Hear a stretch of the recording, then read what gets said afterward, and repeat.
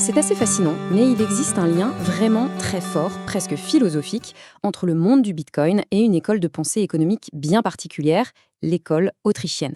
Mais alors, pourquoi ces deux univers sont-ils si connectés?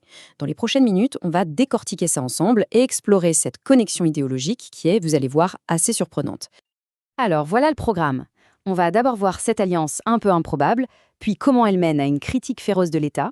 On parlera de l'or et de ses limites, avant de voir si le Bitcoin peut être une solution. Et enfin, on imaginera à quoi pourrait ressembler un monde basé sur une monnaie forte. C'est parti? Bon, pour commencer, qu'est-ce qui peut bien réunir ces deux mondes qui, à première vue, n'ont pas grand-chose en commun? Pourquoi cet engouement, hein? Qu'est-ce qui explique ça? En fait, la réponse nous plonge dans une vision du monde qui est radicalement opposée à l'économie moderne telle qu'on la connaît. Si on écoute des gens comme l'économiste Peter Sintang, l'école autrichienne, ce n'est pas du tout une idée nouvelle ou radicale. Non, pour eux, c'est un retour aux sources, un retour à l'économie classique, avant qu'elle ne soit, comme ils disent, complètement capturée par les intérêts de l'État et utilisée pour justifier toutes ces interventions. Et c'est là que tout se joue, vraiment. C'est une fracture totale dans la façon de voir l'argent. D'un côté, pour les Autrichiens, la monnaie est quelque chose qui apparaît naturellement, sur le marché, sans besoin d'un chef d'orchestre.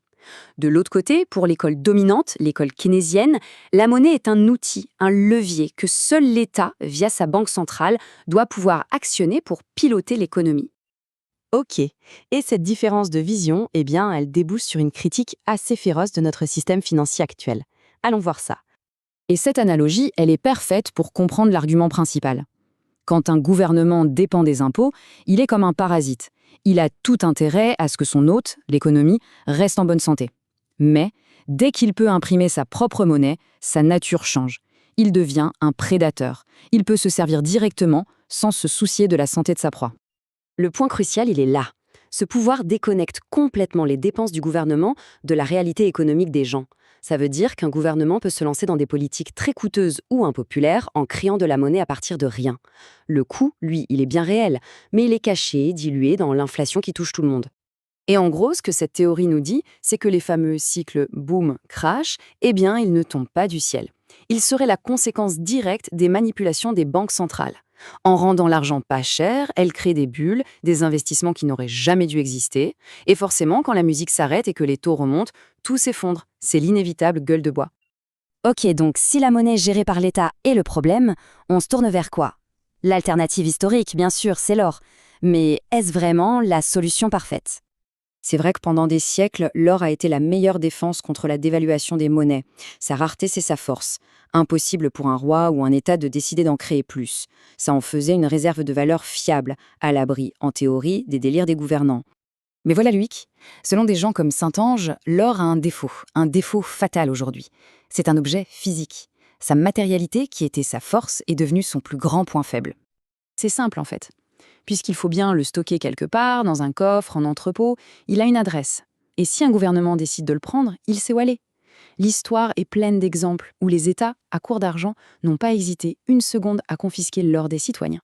Et c'est là qu'on arrive à la solution que certains proposent. Une nouvelle forme de monnaie forte, mais pensée pour notre époque, l'ère du numérique. Alors, quand on les met côte à côte, on voit bien les différences. Le Bitcoin, on peut l'envoyer comme un simple email. Son émission est totalement prévisible. Mais le point clé, le vrai game changer pour ses partisans, c'est cette fameuse résistance souveraine. Sa résistance à la saisie physique. Et cette résistance souveraine, c'est vraiment le concept central. C'est la capacité de posséder quelque chose de valeur sans que personne ne puisse vous l'enlever par la force. Le Bitcoin n'a pas d'adresse physique. On ne peut pas envoyer la police le saisir. Il n'est contrôlé que par une seule chose, la clé privée que son détenteur est le seul à connaître. Bon, imaginons un peu.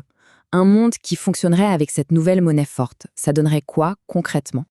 L'idée, ce n'est pas de rêver d'un futur de science-fiction, pas du tout. C'est plutôt de revenir au principe d'une époque, la fin du 19e, qui a vu des progrès économiques et technologiques fulgurants juste avant que, selon cette école de pensée, les banques centrales ne viennent tout dérégler. Et cette vision, elle dépasse largement la finance. Elle imagine une société transformée. Des gouvernements forcés d'être plus petits et plus responsables, car ils ne peuvent plus imprimer d'argent. Moins de guerre, la fin des cycles boom-crash. Et surtout, le retour d'une culture de l'épargne. La possibilité de mettre de l'argent de côté pour l'avenir, avec la certitude qu'il ne perdra pas sa valeur. Au fond, tout ce débat, toute cette opposition entre ces deux visions du monde, ça se résume à une seule question. Une question simple, mais vertigineuse.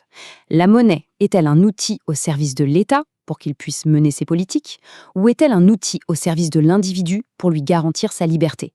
La réponse qu'on y apporte pourrait bien définir le monde de demain.